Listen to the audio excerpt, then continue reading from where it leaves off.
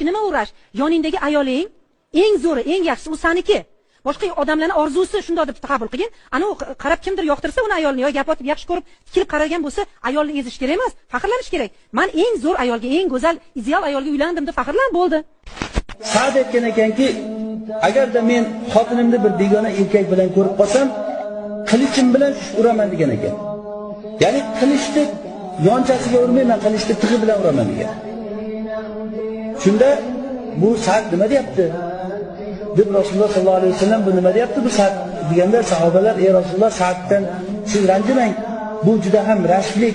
Rashlik bo'lganligi uchun hech qachon erga yerdan chiqqan ayolga uylanmagan. Faqat bokira qizlarga uylangan. Rashlik bo'lganligi uchun ham Sa'd taloq qilgan xotinini hech kim jur'at qilib turib Sa'ddan keyin uylanolmagan bizlar degan.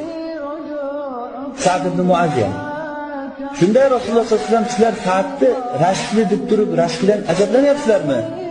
Lekin men Sa'ddan ko'ra rashkliroqman. Alloh mendan ko'ra rashkliroq. O'sha uchun ham fahsh ishlarni zohiri va botinini Alloh